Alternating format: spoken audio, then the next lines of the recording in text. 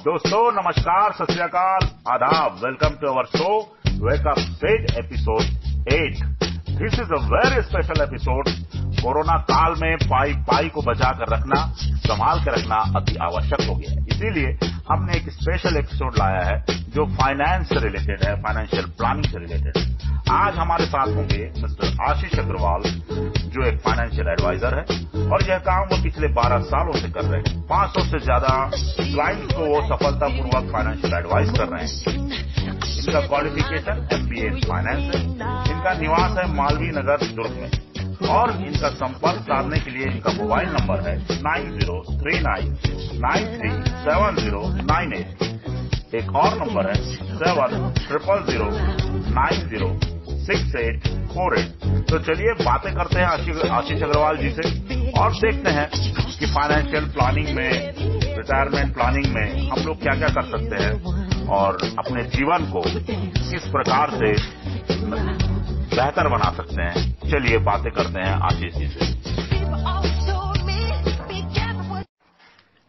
आशीष जी, सबसे पहले हम ये जानना चाहेंगे कि पोर्टफोलियो मैनेजमेंट क्या होता है।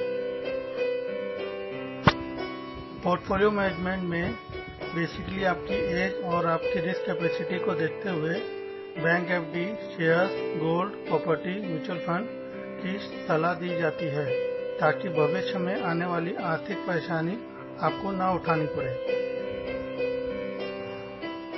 जी आशीष जी, हम भी यही चाहते हैं कि किसी को भी फाइनेंशियल क्राइसिस का बिल्कुल भी सामना न करना पड़े। आशीष जी, होम लोन का बोझ होते हुए भी क्या कोई सीमित आय वाला व्यक्ति अपनी फाइनेंशियल प्लानिंग कर सकता है?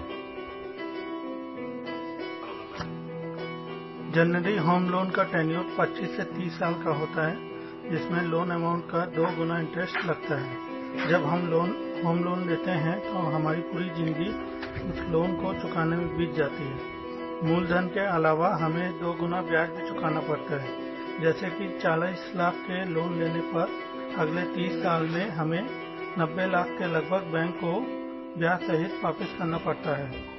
हम आपको लोन EMI के साथ इन्वेस्टमेंट के ऐसे तौर तरीके बताए जाते हैं जिससे 30 साल के बाद लोन खत्म होने पर पूरा पैसा आपके हाथ में रहे, जो आपके बुढ़ापे पे रिटायरमेंट फंड के रूप में काम आ सकता है।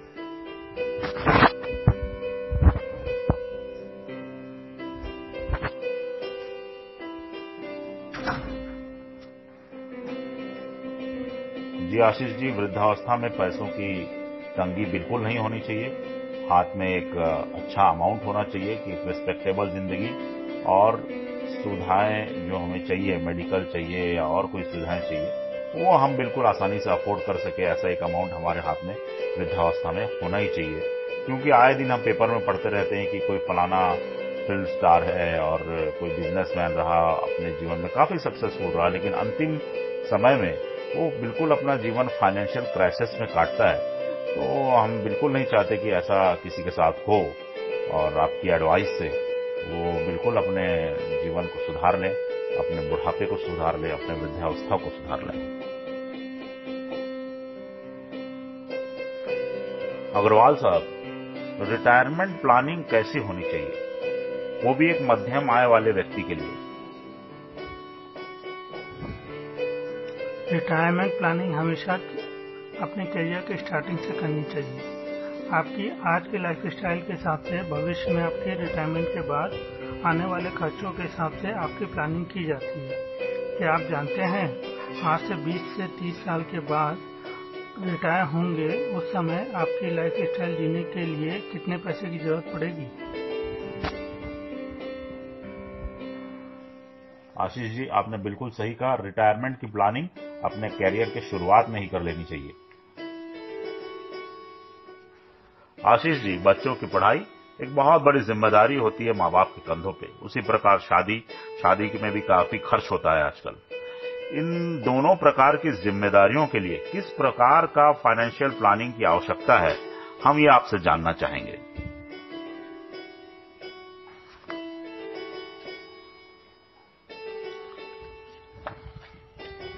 आज जिस रफ्तार से महंगाई बढ़ रही है, छोटे बच्चों की भी स्कूल फीस लाखों में पहुंच गई है।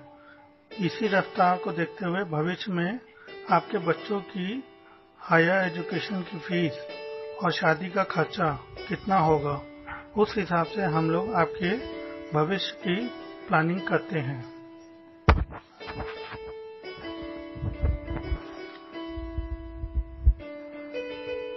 आशीष जी, आप बिल्कुल ठीक बोल रहे हैं। स्कूलों की फीस काफी ज्यादा बढ़ गई है और महंगाई की रफ्तार भी बहुत ज्यादा हो गई है।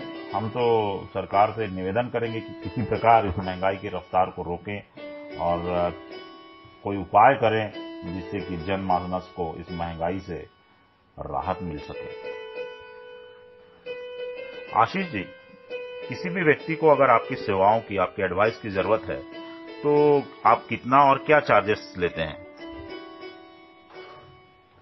फाइनेंशियल प्लानिंग की एडवाइस का हमारी तरफ से कोई भी चार्जेस नहीं लिया जाता है। अगर कोई व्यक्ति या ग्रुप चाहे तो हमें फ्यूचर प्लानिंग के लिए संपर्क कर सकता है। बहुत बहुत धन्यवाद आशीष जी कि आप अपने सेवाओं के लिए, अपने एडवाइस के लिए किसी प्रकार का कोई चार्ज नहीं लेते हैं। बहुत बहुत धन्यवाद।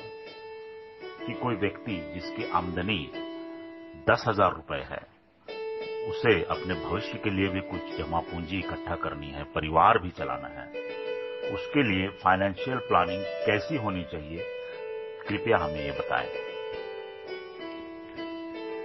अगर कोई 20 से 25 साल का युवा है जो प्रति माह 10,000 रुपये कमा रहा है, उसके लिए मैं यही कहूँगा कि सबसे पहले उसको एक मेडिक्लेम पॉलिसी और एक टर्म प्लान लेना चाहिए, जिसका साल का प्रीमियम दोनों को मिला के 10 से 12,000 के ज़्यादा नहीं होगा।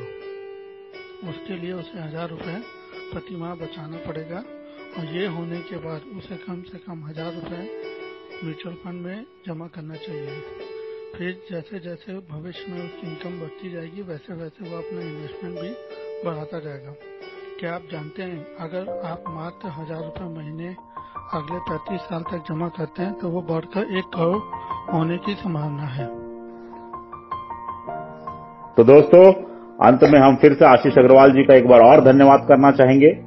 किसी को भी रिटायरमेंट की प्लानिंग, इंश्योरेंस की प्लानिंग, म्यूचुअल फंड और शेयर ट्रेडिंग की बातें या कंप्लीट पोर्टफोलियो मैनेजमेंट करवाना हो तो आप इनसे संपर्क कर सकते हैं। इनका मोबाइल नंबर है 9039937098।